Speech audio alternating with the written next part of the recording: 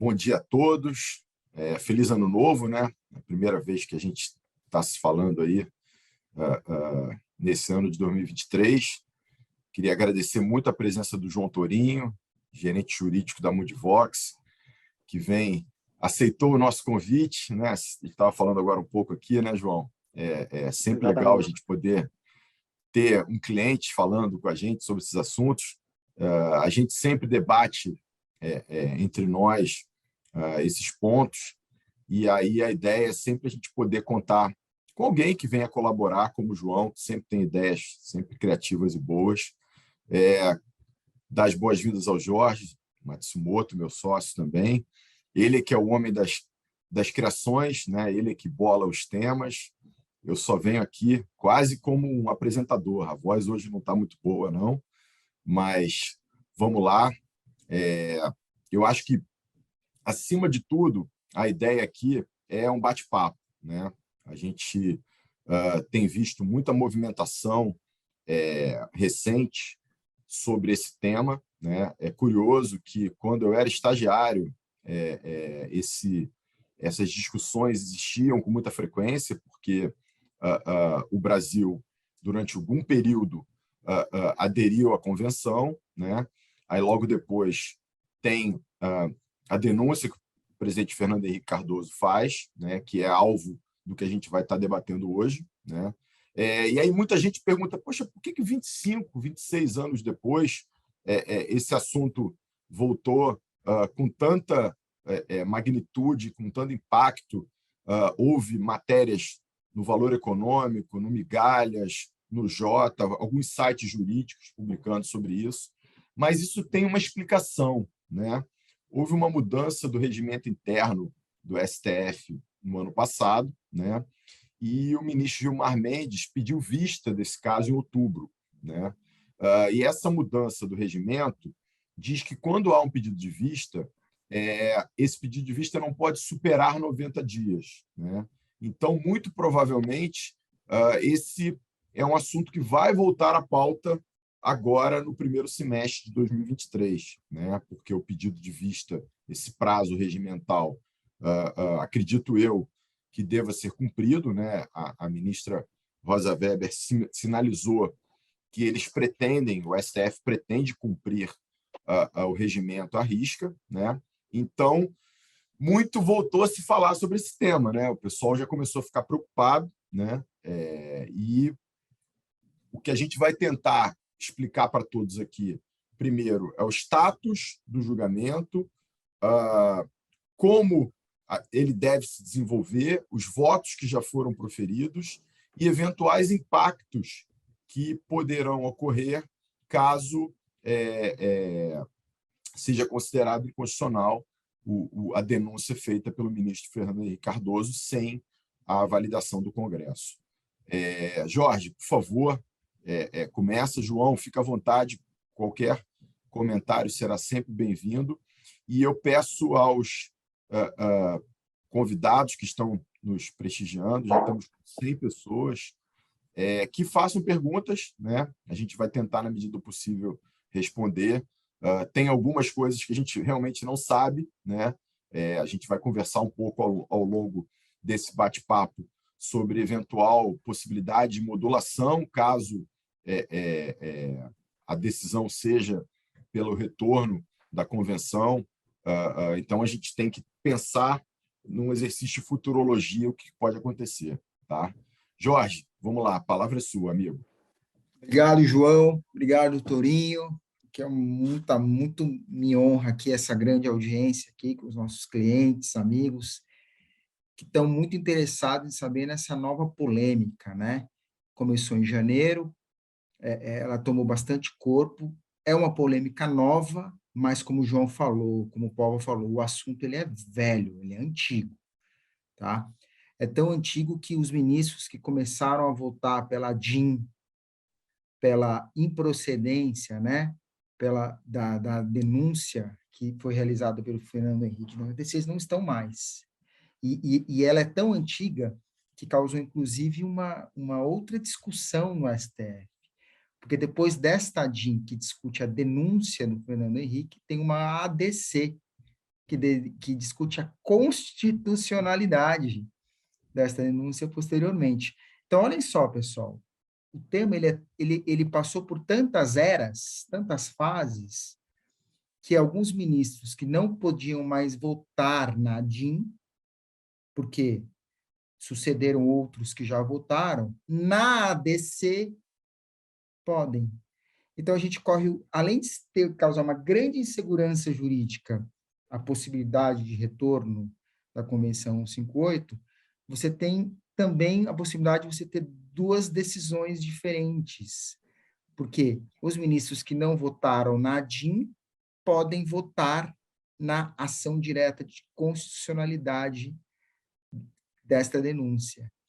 Então, vira, assim, realmente uma confusão, né? Que, assim, ninguém sabe qual é o fim que dará. Mas, antes de falar nisso, a gente vai falar desse tema antigo, que é a Convenção 58 da OIT. Para quem não sabe, para quem não é da área de direito, a Organização Internacional do Trabalho, a OIT, ela é a mais antiga das organizações internacionais. Ela é a mãe de todas as organizações internacionais. Ela precede, inclusive, a ONU. Por quê? Porque a matéria de direito trabalhista sempre foi cara à humanidade, né? Ela sempre foi polêmica e sempre foi passível de regulamentação, haja vista os abusos. Então, o que aconteceu? Essa Organização Internacional do Trabalho é uma organização, embora seja mais antiga, é a mais de vanguarda que temos no nosso ordenamento jurídico internacional. E por que isto? Porque ela é tripartite, né? Ela admite a participação não só do governo, não só dos Estados-membros, como membros da sociedade civil. E aí inclui quem? Sindicatos e empresas que participam nessa organização. Então, cada país tem direito a mandar aí 3 representantes desses 3 setores diferentes, que é o governo, a representação dos empregados, ou das entidades civis de empregados, e aí sindicatos, e também as associações patronais. Então, esta Convenção 158, ela surgiu em 1982, foi aprovada em Genebra, e basicamente, gente, o que ela fala em termos gerais? Ela tem esse objetivo. Qual é o objetivo? De regulamentar o término da relação do empregador quando se dá sem justo motivo.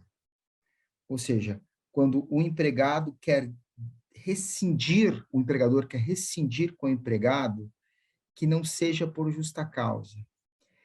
E por que ela causa susto, principalmente no Brasil? Porque até então ela traz um regramento, uma situação, uma limitação para o nosso direito de trabalho que é inexistente.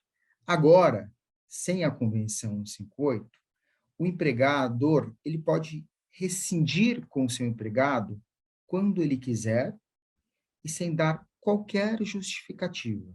Ou seja, isso faz parte do poder potestativo dele. Ele rescinde, não precisa justificar, paga aí as indenizações cabíveis, os 40% do fundo, o aviso prévio indenizado e assim por diante. Quando se fala na Convenção 58, o que ela diz? Ela não só traz esse elemento novo, que é a limitação desse poder até então absoluto que as empresas tinham, né, com exceção de algumas estabilidades, como cipeiro, sindicato ou mulheres grávidas, como grande exceção, eles trazem no processo decisório da empresa, no processo de rescisão, 2 outros atores. E é por isto esta nova complexidade.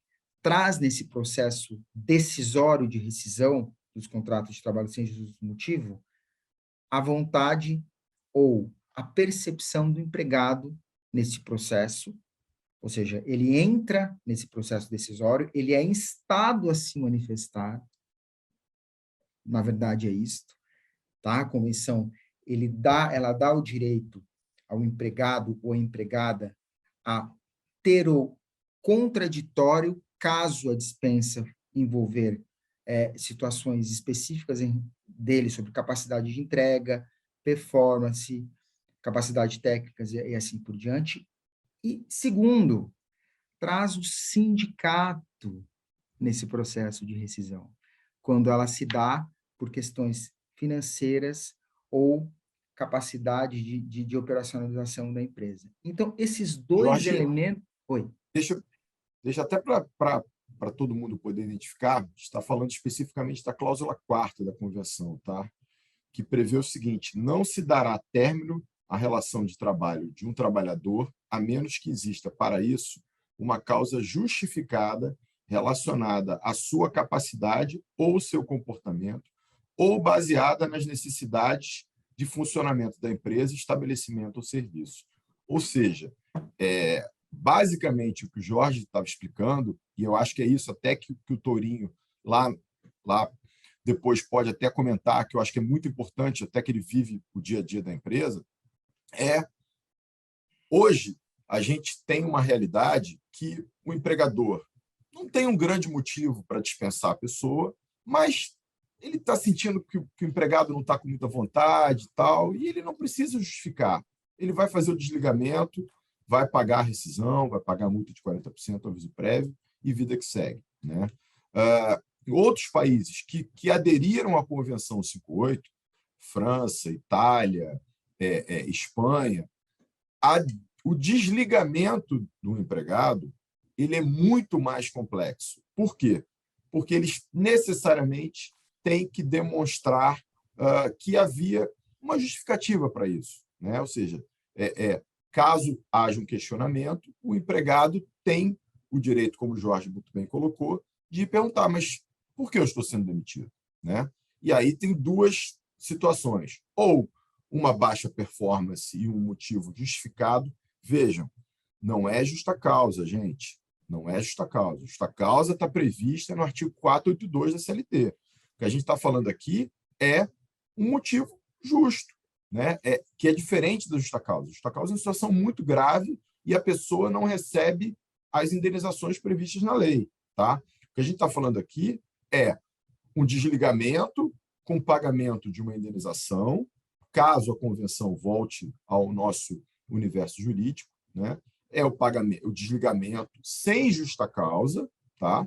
Mas com um fundamento, né? E é essa grande discussão que a gente tem aqui, ou seja, teria que se provar que, olha, eu não estou dando justa causa no empregado, mas eu fiz várias avaliações de desempenho e ele não está indo bem, né? Ele sistematicamente não comparece às reuniões como deveria, não dá boas ideias, etc. Ou uma situação da própria empresa, né? A gente tem visto algumas empresas fazendo movimentos de grandes desligamentos, seja por redirecionamento de negócios, seja por enxugamento da folha.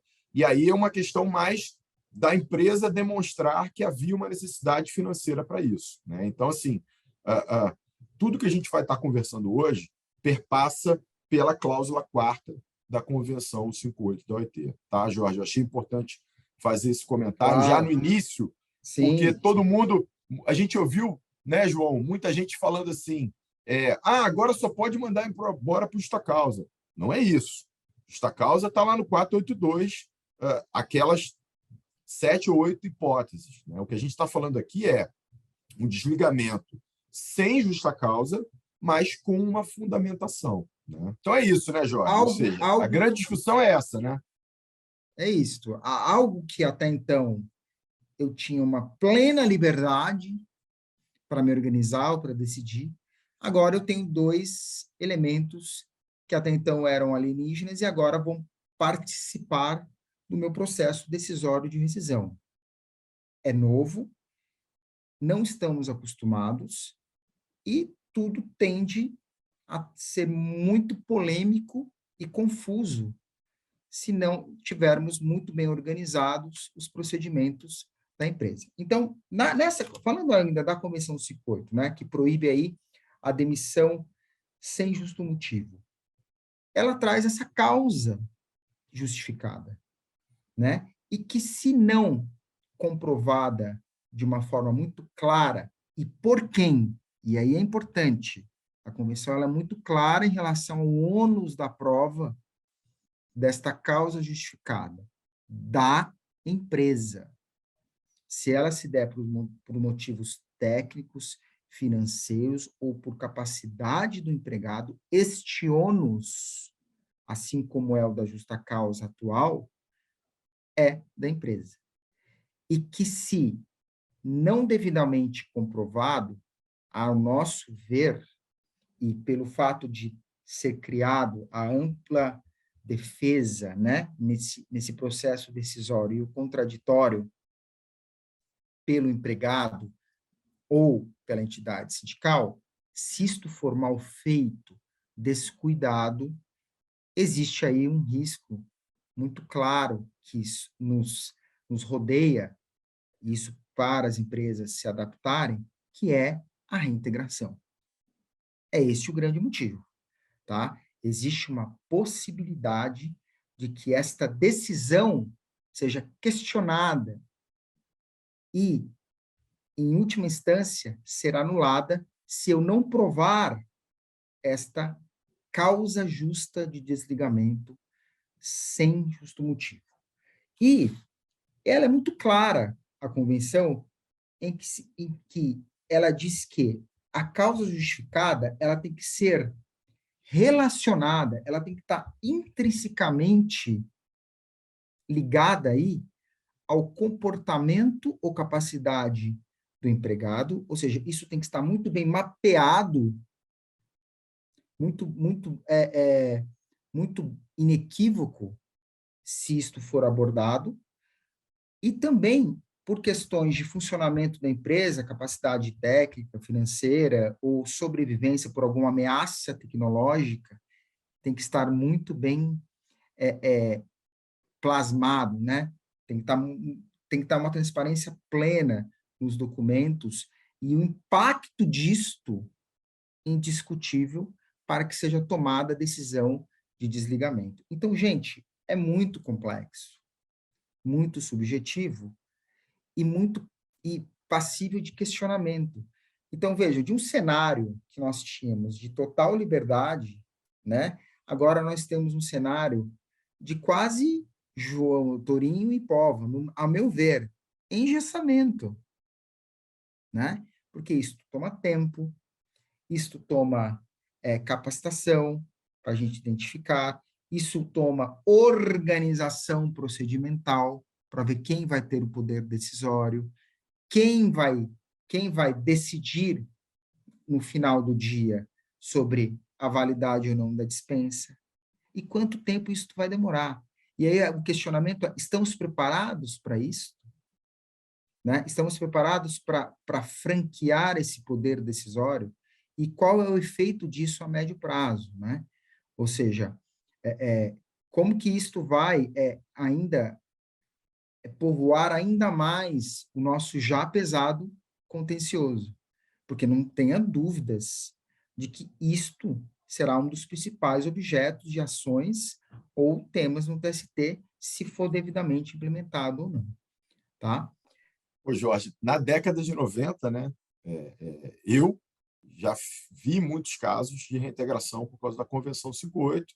Depois elas pararam de existir, porque houve a denúncia pelo presidente Fernando Henrique, mas houve um período em que essa era uma dor de cabeça das empresas, né?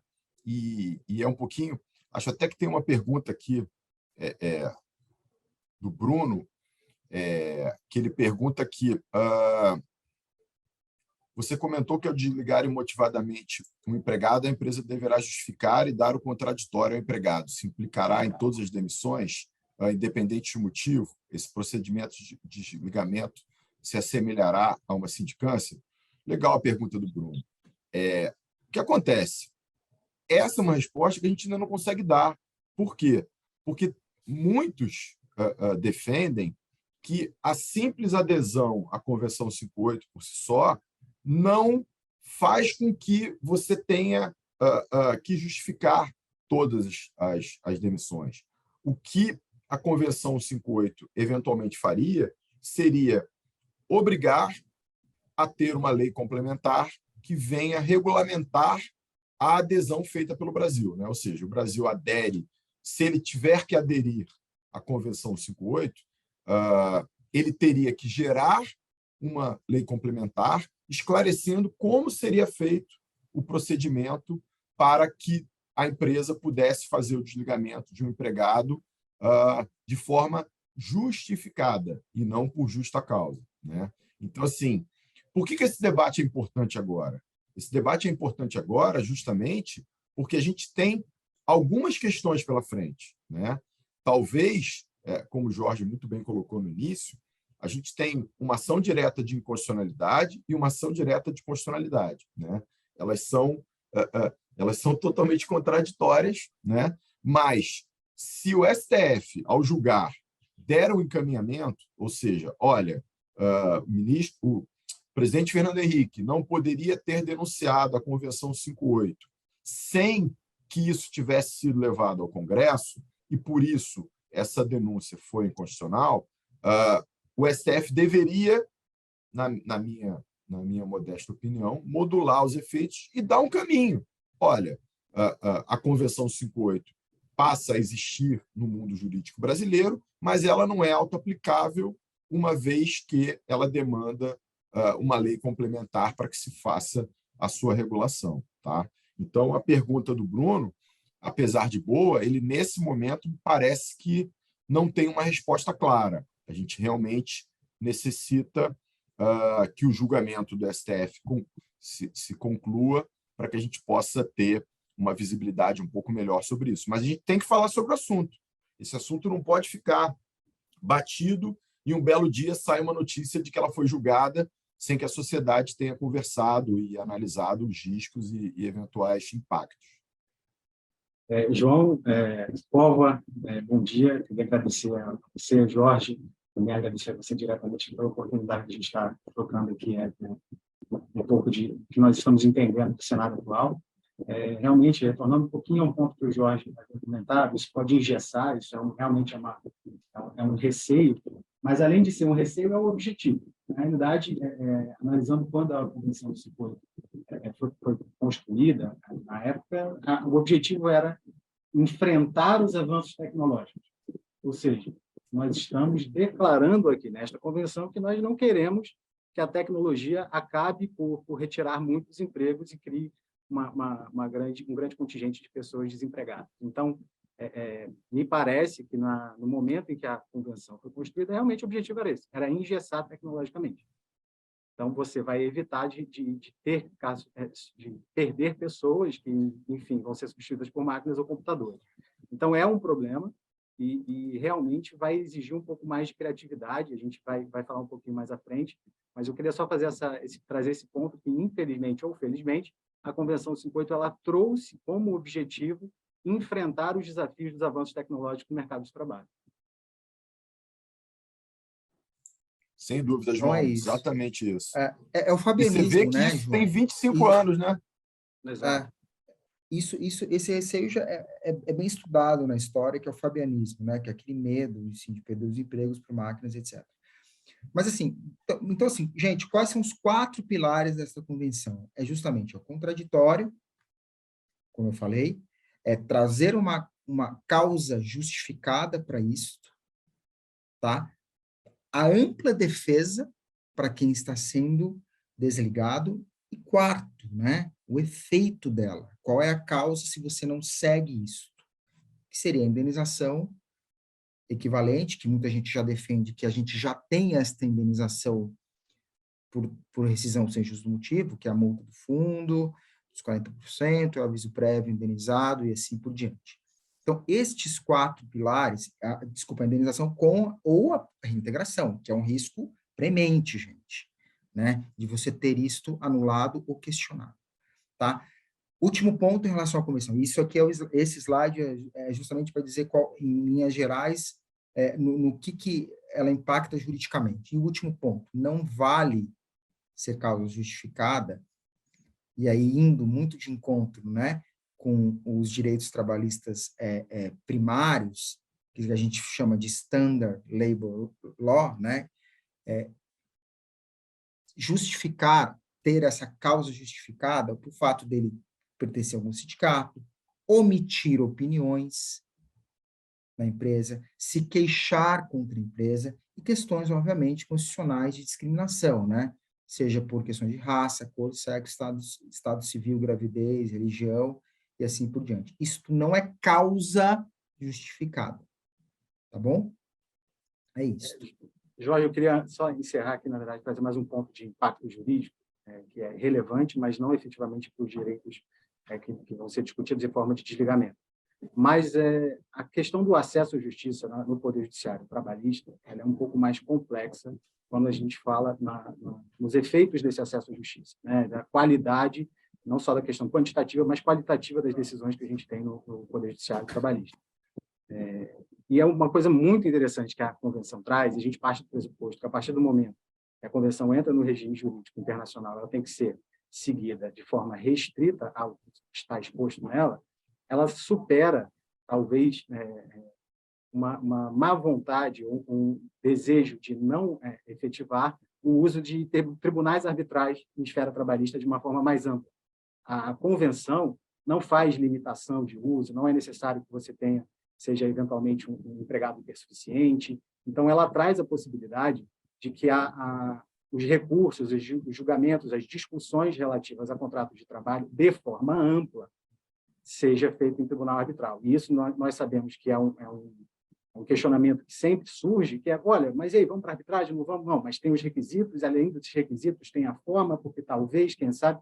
Então, nesse momento, o que me parece é que, bom, diante de todas essas situações complexas e de difícil compreensão nesse momento de como serão efetivadas ou se serão, a viabilidade, eventualmente, de estarmos em tribunais arbitrais, de termos tribunais arbitrais especializados em esfera trabalhista, com decisões qualitativas muito melhores, porque você vai ter, digamos, mais tempo para se dedicar à causa e, eventualmente, até você ter árbitros ainda mais experientes em causas trabalhistas, é algo que me parece que vem para somar. Então, a gente tem 3 menos e, digamos, um mais aqui. Ainda não é bom, mas eu acho que já ajuda bastante a abrir essa porta de buscar uma jurisdição que não seja só no tribunal. E que é algo, de fato, que a gente quer muito, né? Porque a reforma já traz o Instituto da Arbitragem, né? Eu acho que isso é uma outra fonte incentivadora, se ela voltar, né? Eu acho que é um bom ponto esse, João. Pessoal, e aí, muita confusão também na mídia, né? Povo e Torinho, assim. O que se discute na DIN, na verdade, não é nem a matéria de direito do trabalho. A gente está falando em direito internacional público, porque não se discute se é injusto ou não o conteúdo da convenção, se ela entra no poder diretivo do empregador, nada disto, pessoal. O que lá está se discutindo é o fato de o Fernando Henrique ter internalizado, primeiro aprovado, né, em 92, depois ratificado em 95, promulgado em 96, a gente não está falando em abril de 96, aí teve a vigência em janeiro de 96. Aí, rapidamente, ele viu que foi caótico, né? Porque trouxe uma série de dúvidas. Alguém deve ter falado para ele, olha, isso aí vai dar muita confusão. Teve e começou a dar um confusão, lobby absurdo, e assim, um lobby não, uma pressão absurda, assim como está tendo agora, da Febraban, a gente está falando de Fiesp, diz o seguinte, nossa, mas isso assim, pode completamente, é mais uma burocracia, é mais um engessamento. E aí, rapidamente, ele denunciou. Mas denunciou de uma forma, assim, abrupta, primeiro, sem qualquer cuidado, e aí pior, né? E aí, gente, novamente, uma discussão de direito internacional público, né? E essa discussão é muito simples. Ora, se para internalizar uma convenção eu preciso da participação do Congresso, por meio de decreto, né? Porque a nossa posição é dualística. O que é uma posição dualística? Que não basta só eu assinar no ordenamento jurídico exterior, né? Eu preciso trazer isto. E aí eu preciso do ok do Congresso. Se para fazer valer, eu preciso do Congresso, para sair dela também. É isto, né? Sob pena de você ter um déficit democrático aí. Basicamente, é o que diz a DIN. Ou seja, Ou se seja, para internalizar é um você tá processo, dizendo que o para Congresso tinha sair é a mesma coisa. E você foi está o que não dizendo que ocorreu. você está dizendo que o Congresso deveria ter ratificado a denúncia, né? E aprovada a denúncia, É. como o fez na internalização do instrumento. Então, é processo interno apenas, não é direito do trabalho. Só que o efeito disto é que, com a invalidade da denúncia, volta-se à convenção. É só, basicamente é isso, tá? O que está sendo discutido no Supremo. E aí, por mais, veja, os votos que a gente tem colhidos agora, nessa questão da DIN, eu vou passar, porque assim, não dá para ir, gente, pelo tempo, o que é cada um, né? Mas por mais que aí alguns ministros votem a favor da reforma ou não votem, né? Não tem nada a ver esse ponto, porque é uma questão puramente constitucional, de direito internacional público, E né? E Jorge, daí só uma porque a coisa importante, dificuldade de você... Oi? só uma coisa importante, até para todo mundo entender, e muita gente deve estar falando assim, pô, mas o ministro Teoria, infelizmente, faleceu, o Joaquim Barbosa se aposentou, Nelson Jobim, Aires Brito, Maurício Correia. Explica por que que isso está acontecendo, né? Isso é importante para todo mundo entender a dinâmica do que vai acontecer, né? Ou seja, esses votos foram proferidos e eles já foram proferidos na DIN, não é isso? Exato. E aí o que acontece? Por exemplo, o Barroso, que substituiu o ministro que já votou na DIN, ele na DIN não pode votar, por óbvio. Só que, como eu mencionei para vocês no começo, na ação direta de constitucionalidade, ele já estava. Então, nesta ele pode votar, que é cujo objeto é antagônico à NADIM, né? Então, surgem essas duas, e causa perplexidade, né? Este é o problema da longevidade de uma ação de controle constitucional concentrado. Porque realmente você cria situações ambíguas e antagônicas, eu diria mais que ambíguas, né, pessoal? Antagônicas. Mas por que é importante essa discussão de direito internacional público? Porque aí a margem, né, de você argumentar fica menor, porque é óbvio que nós temos um posicionamento já consolidado que a gente é dualístico no direito internacional público. Há a necessidade da participação do Congresso. E, infelizmente, o efeito desta necessidade para o caso aqui é o retorno em totum da convenção. Mas veja que a matéria de fundo não é, como eu falei para vocês, o direito do trabalho em discussão na DIN, mas sim ao aspecto procedimental da denúncia. Correto? Podemos seguir, gente? Aqui, o que é interessante? Existem, como tudo no direito, né? Existem diversas correntes sobre, ok, digamos que a denúncia seja inconstitucional, e aí a Convenção 58 volta. Ah, mas ela volta mesmo? Né? É automático? Né? E aí, a primeira corrente, que é a corrente, eu diria que a gente até brinca aqui internamente, que é a terrorista, né? Que ela volta, é automático, sim, e depois a gente, como eu posso dizer, apura, a gente depura prazos internos, que a própria convenção fala, olha, tem que dar um prazo razoável para o empregado se manifestar, né? Tem que entender quem vão ser as autoridades, a gente tem, obviamente, o Poder Judiciário, mas quando a gente fala em arbitragem, como o João falou, o Tribunal Arbitral, como que isso vai se dar? A Comissão de Conciliação Prévia, que é a antiga Comissão de Conciliação Prévia, isso é um tribunal arbitral? Eu não sei, a gente não consegue dizer em que momentos isso vai dar, qual que é o processo desse, como que a gente, como eu posso dizer, a gente granula, né, todos esses direitos. Mas vamos lá, nós que estamos acostumados com o direito do trabalho, alguém tem dúvida como isso já aconteceu, inclusive na discussão de demissão em massa, que isso vai ser alegado como direito fundamental para alguns juízes do trabalho? Alguém tem dúvida que vão ter vertentes no judiciário trabalhista do direito do trabalho que vão dizer que já é plenamente aplicável, porque vão usar a tese, e aí anotem, do bloco de constitucionalidade do Celso Laffey, por exemplo, que diz que é matéria de direito do trabalho de direitos humanos, sendo assim, você já incorporou isso no bloco de constitucionalidade e, tendo em vista que os direitos estão aí e que a dispensa arbitrária, de certa forma, já está vedada na Constituição Federal, vai aplicar de forma direta? Eu não tenho dúvidas.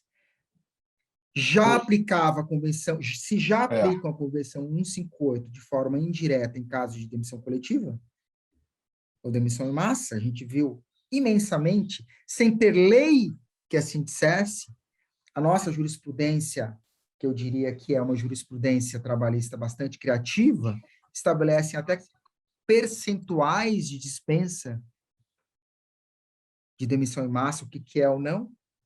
Quanto mais essas questões mínimas que eu entendo que são facilmente transponíveis caso a Convenção 58 volte. Então, este é o cenário de terror, é um cenário que existe, sim, um clima jurídico e um clima, eu diria, até que político atual, nos próximos 4 anos, em que seja perfeitamente aceitável, eu diria aí, uma auto-aplicação da Convenção 58, assim que a denúncia for considerada inconstitucional.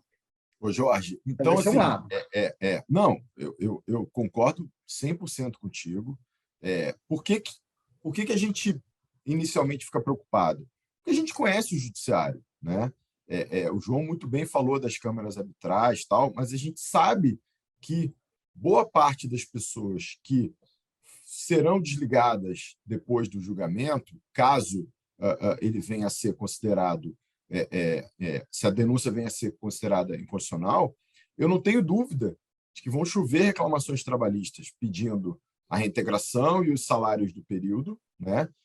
No passado, já houve muitas decisões favoráveis nesse sentido, isso gera uma dor de cabeça enorme, né? Talvez as ações mais complicadas e mais custosas da Justiça do Trabalho sejam os pedidos de reintegração, né? Porque você fica naquela decisão interna, bom, é melhor eu reintegrar para evitar de pagar salário sem a pessoa trabalhar, ou eu vou insistir na minha tese jurídica de que não cabe, então, assim, a empresa fica numa insegurança muito grande, né?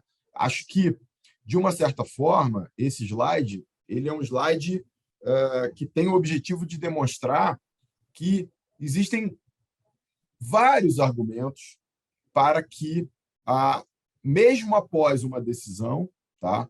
E uma decisão que venha eventualmente considerar inconstitucional a denúncia feita pelo ministro Fernando Henrique, pelo presidente Fernando Henrique, de que a convenção não é autoaplicável, de que a convenção apenas gera algumas diretrizes de como proceder, né? De que a eficácia da Convenção 58 necessita necessariamente de uma lei complementar que não existe para regular isso, tá? E ainda que se entenda que seria autoaplicável, que o nosso ordenamento jurídico já prevê, em caso de dispensa arbitrária, o pagamento da multa de 40% e o aviso prévio é proporcional, né? E, por último, de que a própria convenção prevê que a regulamentação da proteção contra a dispensa arbitrária deve ser feita pelo país que está assinando, né? Então, assim, isso, de uma certa forma, é um alento para que a gente imagine que, eventualmente, se tiver uma decisão desfavorável na ADIM, que isso não vire um risco enorme para as empresas. Premente, mas que a gente vai ter dor de cabeça com ações, às vezes, muito altas, pleiteando reintegração, não tenho dúvida. E aí é que eu acho que a gente pode, de uma certa forma, colaborar, né? Ou seja, eu acho que aí até o João podia até passar um pouco da experiência, né? Ou seja, de como ele imagina que as empresas poderão, no futuro, se documentar, né? Porque o que a gente está falando aqui é simplesmente documentar o processo de desligamento, né? Ou seja, é criar esses fundamentos, essas razões, pelo qual eu dispensei uma pessoa sem justo motivo, né? Sem justa causa, na essência da nossa CLT, mas que eu tinha uma razão para fazer isso. Não foi simplesmente porque eu olhei para ela de manhã e falei, olha, não quero você, não gosto de você, vou te mandar embora. Né, João? É isso. Xará. Show. Eu vou tentar trazer uma questão aqui que é mas, depois, diante de toda essa explicação que nós apresentamos, é uma questão jurídica. Ela é técnica, mas ela é simples de compreensão e muito importante. O que acontece? Entendendo que as convenções elas são interpretadas de uma forma mais restritiva, ou seja, na medida em que são estados comprometidos com determinados tipos de acordos, como é a convenção, se espera que eles cumpram aqueles acordos da forma como eles foram firmados, não que haja interpretações para aqui, para ali. Então, normalmente, o que se busca é uma interpretação mais restrita, seguindo ali a finalidade efetiva da convenção. Diante disso, eu analisando aqui um pouquinho, eu vi que o ato que está sendo discutido hoje no STF é polêmico, mas é o que eu consegui entender até agora. Não é a revogação. A gente não está ainda discutindo a revogação no STF. Por quê? Por que você está falando isso, João? No decreto, quando a gente dá uma olhada nele, ele prevê uma forma de que o país que o assine, na verdade, decreto não, a convenção, que o país que o assine saia e deixe de cumprir aquelas obrigações assinadas da convenção. Beleza? É assim que está na convenção. Ela estabelece dessa forma. Então, deixa eu só pegar aqui o artigo, para os que forem interessados também conseguirem olhar por aí. Vocês vão dar uma olhada, se não me engano, no artigo 17. Exato, é o artigo 17. Ele faz o seguinte: você assinou, você tem 10 anos para cumprir, depois desses 10 anos, você pode sair. E como é que sai? A convenção prevê ato comunicado. Ela não prevê nenhum outro tipo de formalidade. Por que eu dei uma olhada aqui, vendo o decreto 2100? O decreto 2100, que é o que está sendo discutido no STF, ele fala que o presidente da República torna público que deixará de vigorar para o Brasil, a partir de 20 de novembro de 1997, a convenção que nós estamos discutindo aqui, porque ela foi denunciada via nota do governo. O que ele fala? Basicamente, é um decreto que ele comunica. Pessoal, não quero mais cumprir, acho que não faz sentido para o Brasil e estou informando para vocês. Mas, João, isso é revogação. Não vejo dessa forma. Eu vejo que é um ato comunicado, inclusive que não exclui a necessidade ou não exclui a intervenção do Congresso para validar realmente a saída. Então, será que há mora do Congresso também nesse sentido? Talvez. Então, mas onde é que eu quero chegar com isso? Dando uma olhadinha aqui, enfim, embora nós não falemos de nada relacionado à política aqui, Bolsonaro aparece nessa questão. Como, João? No ano de 2019, ele fez um decreto, que é esse decreto 10.088, que está dito aí. Ele falou o seguinte: cara, tem um monte de tratado, de convenção, de acordo. Vamos fazer o seguinte, vamos organizar um pouco a casa e dizer o que a gente está seguindo, o que a gente não está seguindo, e definitivamente vamos revogar aquilo que a gente não segue, já que quem devia não revogou. Essa aqui é uma elucubração de como ele deve ter pensado, tá? Não sei se foi assim, mas me parece. E aí o que eu vejo? O decreto 10.088 de 2019 foi revogado só agora, há 5 anos atrás, o decreto. Não foi revogado, né, lá em 90 e pouco. Não tem revogação. Tem um ato comunicado. O que eu interpreto dessa forma? Qual o efeito jurídico de considerar inconstitucional um ato comunicado? Por isso que o pessoal fala em denúncia, né, João? Exato, porque aí, eventualmente você pode questionar e falar: tem um crime de responsabilidade do presidente à época? Acho que pode ser. Agora, ele não poder fazer um comunicado formal, ato comunicado previsto na convenção, da forma da convenção, respeitando a convenção, nos termos da convenção, acho um pouco complicado entender como inconstitucional a prática de um ato exigido pela própria convenção, na forma da convenção. Agora, se o decreto de 2019 é inconstitucional ou não, são outros 500.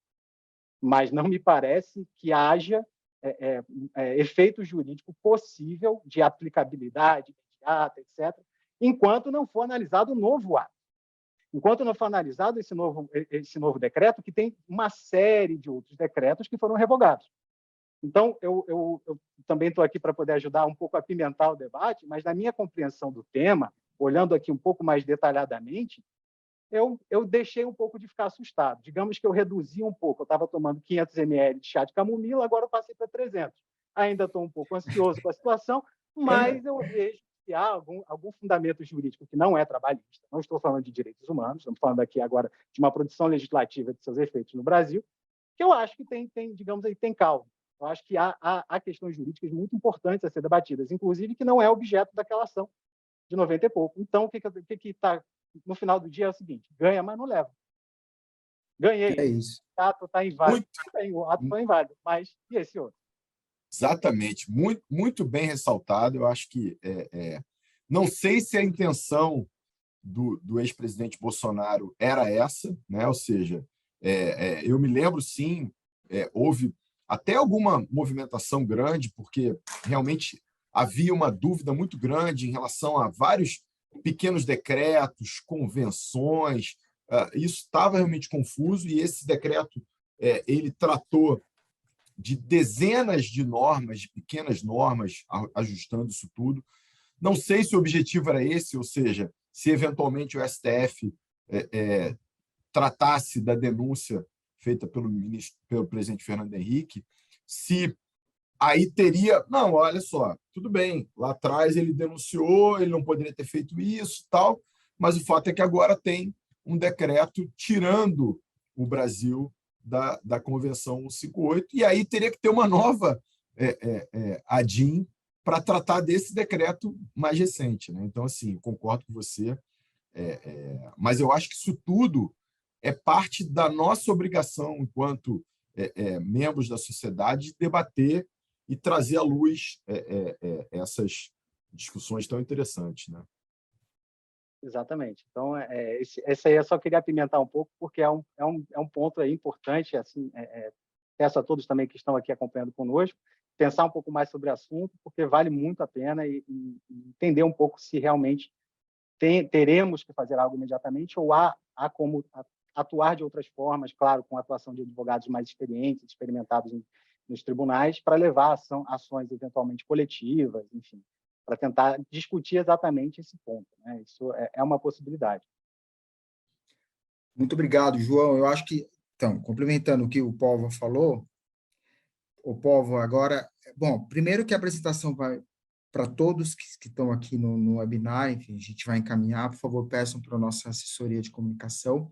Esse slide específico é realmente a nossa argumentação, a nossa defesa em ação, caso volte a Convenção 58 e você tenha aí as decisões que possam causar algum revés para você, empresa, ou para você, consultoria. Então, assim, aqui está o apanhado de argumentos contra a Convenção 58, caso ela venha à tona, tá? Como eu falei para vocês, tem a questão, vou passar bem rapidamente, gente, pelo tempo, e aí para a gente ir no cerne desse webinar, que vamos lá, o que fazer, né, João? Né, Torinho? Né, Pova? Vamos Exatamente. lá. A Convenção 58, ok, a gente já discutiu o cenário, se podem vir ou não, mas tá, não vamos correr o risco. Vamos nos adaptar a ela. Então, o que fazer pós-voto Gilmar Mendes, né? Para a gente ir em um cenário do mínimo risco possível, né?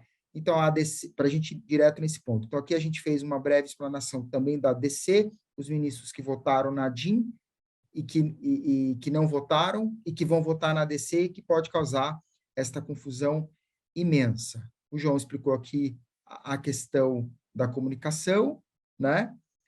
Falei para vocês também do risco aí de reintegração. A convenção fala em faculdade, olha lá, faculdade dos organismos que têm o poder de decisão se a nulidade vai ocorrer da rescisão ou não. Então, cabe aqui, a convenção é muito clara, a quem for decidir, ao Poder Judiciário, a arbitragem, né, ou ao Tribunal Arbitral, que na hipótese, olhem só, gente, de impossibilidade de anular a dispensa, a conversão em indenização. Tá? É por isso que eu fico preocupado quando alguns doutrinadores dizem que o fato de você ter a indenização já no nosso ordenamento jurídico, que é o fundo, as indenizações de verbas rescisórias, isso nos dá uma proteção, um colete 100% para que você não tenha reintegração. Eu questiono. Por quê? Porque o artigo 10 fala em faculdade, né? Então, ter uma faculdade de ordenar o pagamento. E faculdade não é obrigatoriedade na conversão automática. E considerando que o nosso direito do trabalho privilegia a continuidade da relação de emprego, isso é princípio basilar. Eu tenho sérios questionamentos para ver que o fato de que a indenização aí poderia nos proteger da reintegração da nulidade, tá? Só para deixar isso bem claro. E é o artigo 10 da Convenção 158, ele não me parece que deixa dúvidas em relação a isso, tá? Então, vamos lá, Torinho.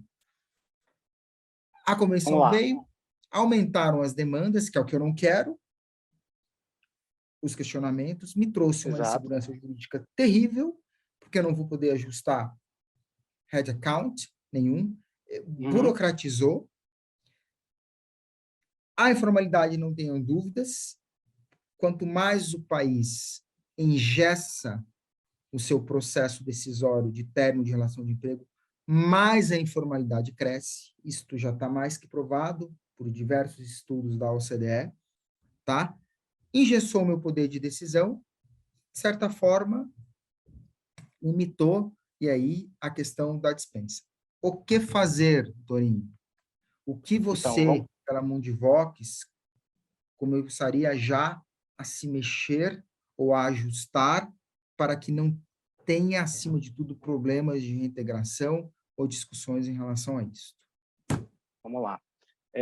Primeiro, essa situação aí que quanto mais dificuldades de você fazer as alterações no mercado, que o mercado precisa fazer de seus próprios headcounts, de equipes, de forma de serviço, etc., me parece muito mais algo muito semelhante à curva de Laffer, né, que é muito usado no tributário.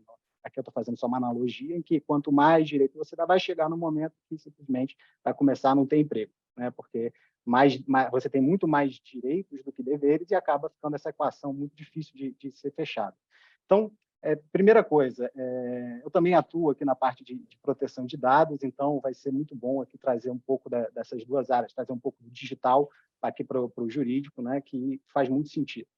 Existem diversas, quando eu digo diversas, são muitas ferramentas, já muito experimentadas, tem desenvolvedores nacionais, desenvolvedores internacionais, que são ferramentas de monitoramento de atividade de trabalho.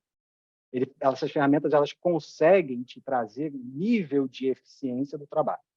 Então, o que eu quero dizer com isso? Eventuais ferramentas podem vir a ser utilizadas de forma corrente no contrato de trabalho para que eventual situação fora do padrão, ou seja, ele deveria ter uma jornada de 8 horas, você verifica que ele, na verdade, trabalhou 4 pela ferramenta. E ele ficou 4 horas acessando outros tipos de site, ou não fazendo nada, ou deixando o computador bloqueado, e considerando que o trabalho é todo interno em escritório. Você, a partir daí, neste mesmo momento, você tem a possibilidade já de notificar via pop-up sistêmico do sistema já do computador, olha, por que você não trabalhou essas 4 horas hoje? O que você estava fazendo? E ele vai ter que justificar.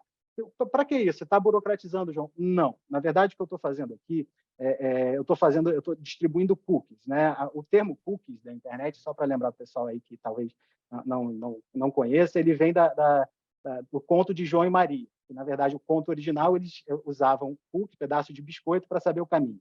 Então, estou botando os cookies nessa relação de trabalho. O que eu quero dizer com isso? Olha, vai chegar um momento que, se essa pessoa ela tiver o sonho de ser youtuber, ela está o dia inteiro no YouTube, lá vendo Felipe Neto, enfim, está vivendo uma vida que não é do trabalho, efetivamente, você vai desenvolver com isso um processo contraditório, imediato, contínuo, constante, com provas de que ele viu, recebeu, respondeu. Então, o que isso vai acontecer? Eu não acho que o contraditório ele tenha que ser totalmente diferido. Ou seja, só vou lá falar, olha, você está há 2 anos acessando o YouTube, está aqui meu relatório. Não, eu acho que não deve chegar nesse momento de ter um único momento de atuação. Me parece que é possível utilizar essas ferramentas de monitoramento de ferramentas de trabalho, ou seja, celulares corporativos, e-mails corporativos, computadores corporativos, e começar a buscar a eficiência. Enfim, João, mas eu tenho funcionários que eles ficam na rua. Como é que eu faço com os funcionários que ficam na rua? Vai vir a necessidade de você criar também, via tecnologia, formas de controle de atividade. Eu tenho uma pessoa que faz venda externa, então ela vai ter sempre um lead no aplicativo para dizer, olha, que horas que ela entrou, que horas que ela saiu, porque quanto tempo ela ficou, o que ela está fazendo, ela vai fazer um relatório diário, você vai gerar um pouco mais de atividade para ela, de justificar o que está fazendo, e você começa a controlar. Infelizmente ou felizmente, hoje não há mais desculpa, seja pelo custo, seja pela inacessibilidade de redes de celular, de internet, que você não ter acesso a aplicativos dessa forma. Aplicativos que podem ser moldados conforme a necessidade, a atividade de cada empresa. Então, eu construiria um projeto de fazer um processo de validação de contraditório constante via sistema, né? via internet. Um outro ponto muito importante. Se eu estou diante de uma demissão justificada por um fato muito delicado, eu sugeriria para o funcionário, olha, eu posso te demitir por justa causa já, ou a gente pode ir para uma arbitragem e a gente deixar essas provas lá, porque se eu trouxer esse seu processo, esse conteúdo grave que vai me levar a te desligar para um processo judicial, invariavelmente ele vai se tornar público de alguma forma. Seja pela própria existência de uma ação com a causa da justa causa, ou seja, uma contestação, defesa, argumentações, isso vai ser conhecido. Então, eventualmente, as justas causas mais severas, mais graves, inclusive as causas justificadas, ou seja, um funcionário muito ineficiente, que aparenta ali que não tem dedicação profissional, que aparenta não ter qualidade, que aparenta que, enfim, não se adequa nem um pouco à sua empresa, eu também sugeriria a ele que fosse levada a causa para uma arbitragem, tendo em vista que todo esse relatório, essa auditoria de atividade de trabalho dele, se vier a ser apresentado em juízo, onde o sigilo ele é muito menor, ele vai ser eventualmente prejudicado, embora nós saibamos que não é possível não fazer uma contratação por causa de pré-existência de ações trabalhistas, de problemas de crédito, etc. Todos nós sabemos, essa é a lei. Mas, além daquele termo real político, eu vou falar do real jurídico. Na vida real, todo mundo sabe que basta jogar um nome na internet que aparece. Então, eventualmente, isso é público, publicizado de formas que, em tese, não deveriam ser. Então, eu sugeriria, nas causas justificadas, não só nas justas causas, que fossem instituídos tribunais arbitrais, tanto pela sua imparcialidade, ele ser um órgão neutro, que é o que prevê a Convenção, tanto pela própria preservação do funcionário. Porque para o empregador é ruim, mas para o empregado, se for publicizado isso, pode ser muito pior, porque pode denotar uma característica dele que nenhum outro empregador pode vir querer ter. Porque, olha, se eu tenho dificuldade de desligar, eu sei que ele não trabalha muito bem e está aqui essa discussão, por que eu vou trazer essa pessoa? Então, fica um pouco mais complexo. Com relação à questão de admissões, né? Eu falo aqui do aprimoramento de ferramentas de recursos humanos e a necessidade de você criar até alguns programas de qualificação interna. Vamos lá. Primeiro, existem diversas ferramentas de recursos humanos tratadas por profissionais da psicologia, da administração, de recursos humanos, que podem identificar diversas características das pessoas, características pessoais. Então, se você for trazer algum tipo de funcionário, seja lá o cargo que for, você tem que já ter uma previsibilidade de direcionamento interno entre áreas, equipes, atividades e etc. Por quê? Porque eu sei que se eu tenho uma dificuldade de desligar um funcionário que ele é bom, que ele cumpre a tarefa, mas, ao mesmo tempo, esse funcionário não consegue performar para poder assumir outra, ou outras, ou agregar áreas e para áreas diferentes, isso me gera um engessamento que não se quer. Então, a melhor forma de evitar o engessamento é você ter pessoas que tenham a capacidade de alcançar outros tipos de atividades, conhecimentos e eficiência dentro da empresa. Porque você precisa muito mais agora tratar o ser humano do que o trabalhador. Então, o ser humano, enquanto ser humano, ele pode ser um gestor, ele é uma pessoa de liderança. Então, vai ser muito importante que os recursos humanos e a psicologia auxiliem os empreendedores, auxiliem os empregadores, para que eles consigam identificar qual é o tipo de pessoa que aquela empresa precisa, que tipo de características são importantes. Além do mais, que tipos de áreas necessitam de pessoas diferentes. Então, é muito importante, antes mesmo de pensar de como é que eu desligo, para tudo. Como é que eu contrato? Como é que eu contrato? Eu não contrato só mandando uma mensagem de LinkedIn. Eu não contrato fazendo uma conversa de WhatsApp. Eu contrato sabendo quem é ele, o que ele busca da vida dele, se ele tem uma trajetória daqui para frente, se ele vai usar a minha empresa de escada, que é um trabalho temporário ou não. Eu preciso buscar formas de conhecer estes tipos de informações e comportamentos. E, na minha percepção, fica muito mais necessária a atividade de recursos humanos, de recrutamento e seleção, de termos mais elementos reais de avaliação dessas pessoas para que a gente possa contratar. Então, antes de demitir com segurança, eu acho que me preocuparia mais em contratar com segurança. E vamos lá. Não, pode passar. Eu acho que aquele slide era bom, Jorge. Isso. Vamos lá.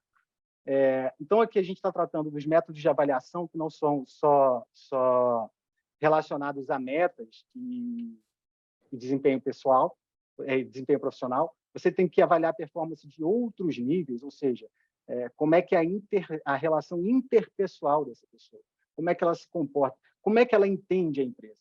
Eu recordo muito de uma frase que meu falecido tio falava muito, ele era gestor de recursos humanos. Ele falava o seguinte: eu já encontrei 2 tipos de funcionários em uma empresa. Quais, tio?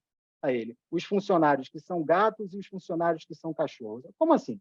Os funcionários gatos, são aqueles que estão pela empresa, pela estrutura, pela atividade, pelo resultado.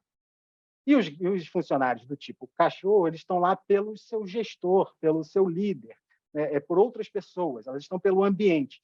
Então, é necessário identificar, sim, que tipo de pessoa e profissional você está buscando para ele ter mais longevidade dentro da sua empresa, você diminuir aí a sua necessidade de turnover o tempo inteiro. A questão de proximidade com o sindicato de classe, requisitos de formas de dispensa sem justa causa, em norma coletiva, isso é uma exigência, não há algo que nós possamos fazer, é algo que está previsto e está. Mas... Um minuto só, eu acho que é uma exigência, porque lembra que a gente abriu o webinar dizendo o seguinte: existe a dispensa, que você tem que justificar o motivo no âmbito individual, e aí você traz o empregado para o contraditório, e quando você discute a reforma estrutural da empresa por questões técnicas ou financeiras. Este segundo tipo de dispensa, necessariamente você precisa trazer o sindicato. Exato, são as dispensas coletivas, né? As dispensas coletivas, né? Mas não me parece também que haja uma obrigatoriedade de se submeter apenas ao sindicato. Seria importante também verificar uma possibilidade, porque o sindicato não é imparcial, ele é 100% parcial, ele tem um objetivo de ser, ele existe para um objetivo. Então, tudo bem, nós sabemos, você não é imparcial, existe para um objetivo, não é neutro. Ótimo. Você vai conseguir decidir algo que seja realmente equilibrado? Nem sempre. Muitas vezes, sim. Então, é importante até entender pela possibilidade de participação sindical numa arbitragem, para você buscar uma decisão mais qualitativa, você buscar efeitos que sejam mais fáceis de serem lidados, ter aquele sigilo necessário de uma arbitragem, e você não ter, por exemplo, grandes empresas com uma exposição muito grande de todos os seus dados, informações, porque do nada você tem uma ação coletiva. Minha percepção, é necessário uma atuação preventiva com o sindicato, sindicatos, de bons diálogos e, se possível, buscar a instauração de mediações ou até de uma arbitragem para esses casos. Por quê? Vamos voltar lá. A convenção diz que pode. Eu não estou falando aqui do direito interno, não estou falando que hoje a gente pode ir para arbitragem, esquece, não estou falando disso. Mas a convenção pode. Você quer a convenção? Cumpre a convenção. A convenção diz que pode? Pode. Agora, a questão é como isso vai acontecer na verdade, no dia a dia, né? Ali no duro, né? Como diria o Silvio Santos. No duro, o que acontece? A gente tem que ver, mas me parece que é possível. A questão da avaliação de equipe, com plataformas, software, isso é muito importante, mas é muito importante isso, eu fico muito preocupado hoje, é a desumanização do funcionário. O funcionário é um ser humano, tudo bem, ele está no computador, ele está de home office, ele está fazendo atividade, tem sistema, mas ele é um ser humano. Então, além de você buscar essas plataformas, é possível você fazer avaliações que sejam gravadas em vídeo, que você faça eventuais conversas, que aquilo não seja só um bit, um byte. Eu não quero um bit, um byte. Eu quero a essência, para você compreender se realmente... Não, e até porque é requisito contraditório. Exato. Tem exato. que ter o embate, tem que ter a discussão e a contra-argumentação. Isso é requisito. Né? Exato. Então, eventualmente, se você, por exemplo, você dá uma advertência automática via sistema. Você... Peraí, mas eu tive um problema externo e tal. Então, você abre, digamos, no sistema uma disputa, faz uma conversa, uma reunião de justificativa, e você ali já abre o contraditório. Mas o problema tem que ser logo, tem que ser já. Porque se vai passar um mês, você deixou de fazer tanto. Vai passar 2 meses, tanto. Daqui a 5 meses, aquele cara lá que fica no YouTube o dia inteiro, que ele ganhou YouTube Premium porque ele fica 24 horas por dia ligado, não faz nada, ele, até esse momento, não fez nada de errado. Está tudo certo. Mas todo mundo sabe. Todo mundo menos a Justiça do Trabalho. Todo mundo menos um processo, porque no processo ficar dependendo só de testemunha é complicado, porque testemunha é uma das piores provas e talvez das melhores, porque dela você supera a ausência de documentos e dela você cria ou fantasia situações inexistentes. Então, é muito preocupante que nós dependamos só de provas orais, seja lá de quem for. Eu sou terrível para ser testemunha. A gente está fazendo aqui esse webinar, daqui a meia hora passou, eu nem lembro do que eu falei exatamente. Então, é importante que todos esses procedimentos, por causa do excesso de informação, do excesso de atividade, sejam feitos já. A atuação tem que ser imediata, não apenas para aplicar advertências, mas para essa avaliação. E deixar de aquela, digamos, preguiça da gente de gestor, de, não, final do ano, está chegando, aí lá eu faço apanhadão. Não, isso não existe. Isso não serve de nada. Isso parece muito mais que você está 1 ano guardando rancor. Fez isso? Vamos lá. Bata no livrinho, chega no final do ano, faz aquela avaliação que você fala, não sei se eu estou sendo demitido ou se eles estão me recomendando melhorar. Porque é uma avaliação... O feedback tem que ser diário, né, João? Exato, diário, imediato, profissional, muito profissional. O feedback profissional ele não machuca, ele incomoda muito.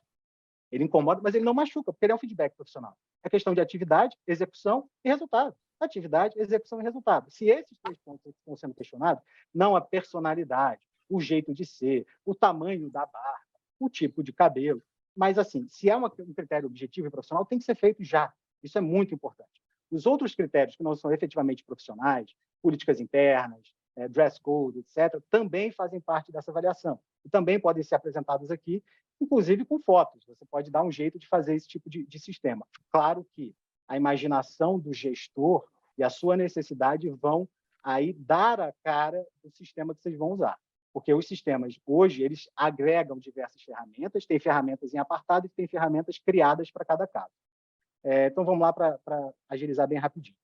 Essa questão das políticas internas, treinamentos de gestores, produtividade, isso é muito importante, porque os gestores, eles são, digamos, a sua linha de frente no dia a dia. Os gestores eles têm que estar mais treinados do que a alta gestão. Gestores diretos ali do dia a dia. Eles têm que ser muito bem treinados. Eles têm que ser a primeira pessoa a levantar a mão, fazer uma avaliação, a auxiliar, trazer dados, trazer informações, identificar personalidades, pessoas, e também têm que ser muito, muito avaliados. Eles têm que ter a liberdade necessária dos cargos de gestão, que é muito maior do que dos geridos, mas eles também precisam ser avaliados. Eu vejo que há ainda um pouco de dificuldade de como avaliar os gestores e que tipo de gestores. o ego, às vezes, atrapalha, tal, não, ele é gerente, ele é isso, tal. Não, não, não, não. A avaliação aqui é profissional. Vamos lembrar o profissional. O ego não entra, sentimento não entra. É profissional. Você está gerindo aqui, mas você está liberando todo mundo para tomar 2 horas de café por tarde e a equipe não está produzindo. Então, isso é importante também ser avaliado. A questão do balanço financeiro, entrega de setores determinados, redução de custos, setores de produção, isso é um pouco mais complexo. Porque as questões financeiras, elas, na minha percepção, elas têm um sigilo necessário, fundamental, e que não pode ser quebrado, a não ser que haja desejo da própria pessoa jurídica ou uma decisão judicial nesse sentido. Então, você ter que abrir o seu sigilo financeiro para demitir uma pessoa não é o caso. Pelo que nós entendemos aqui da interpretação, é para uma demissão coletiva. Então, o que é uma demissão coletiva? A Ford fechou a fábrica no Brasil. Isso é uma demissão coletiva. Foi exatamente aí que surgiu mais uma recente discussão com relação às demissões coletivas em massa, que a operação ia deixar de existir. Não, mas você tem que provar. Não, não tem. Ela não vai mais existir. Não é que eu vou fazer. Não existe. Então, é necessário, nesse tipo de caso, dizer, olha, hoje eu tenho investimento de 1 milhão ao ano. 1 milhão por mês, sei lá. A partir do mês que vem, eu tenho investimento de 0. 0 não paga ninguém. Se 0 não paga ninguém, acabou, eu posso desligar. Então, é uma forma de demonstração. Mas ainda entendo muito, muito preocupante se houver algum tipo de interpretação ou exigência desse tipo de dado para ser apresentado para uma demissão individual.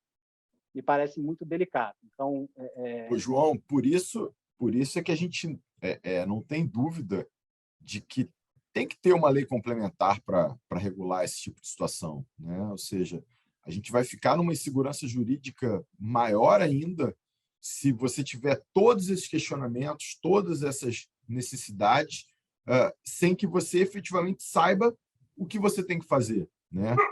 A gente está imaginando, está bolando cenários do que a gente acha que seja razoável, né? Mas se eventualmente o legislativo não abrir os olhos para efetivamente dar um encaminhamento para isso, caso o julgamento ocorra da forma que a gente imagina que vai ocorrer, né? Porque me parece que realmente ele está caminhando para que seja considerado inconstitucional aquela denúncia, mas para mim também é inequívoco que o mundo não vai acabar logo depois do julgamento, né? Mas que a gente tem que estar preparado e atento para o que pode vir, eu não tenho dúvida, né?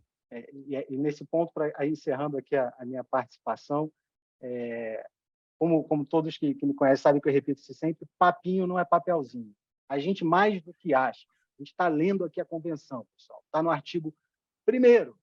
Você precisa de uma legislação nacional para dar efeito às suas disposições. Não me parece haver aqui dificuldade de compreender a necessidade de uma legislação própria específica para prever esses casos. Lembrando aqui que a gente está interpretando restritivamente a convenção. Então, não é só achar, aqui nós estamos lendo e interpretando, mas nos parece, porque os efeitos que são complicados, que tem que haver a legislação, tem que ser respeitado o artigo 1º. Aí sim, eu acho que entra o nosso, digamos, entre aspas, achismo, porque, na verdade, está escrito que precisa de lei. Mas o que nós esperamos e temos como possibilidade interpretativa é que precisa de lei. Mas o neoconstitucionalismo está aí para sempre gerar uma dúvida. É isso, exatamente. Me parece claro também. Eu espero que esta visão prevaleça para todos nós, né? Mas, enfim, Brasil, Justiça do Trabalho e a questão dos direitos fundamentais e o pior, né? O princípio que eu acho o mais tampão possível, que é a dignidade da pessoa humana, serve para cobrir qualquer tipo de lacuna, gente. É isso, né? João, Torinho, Pova, muito obrigado.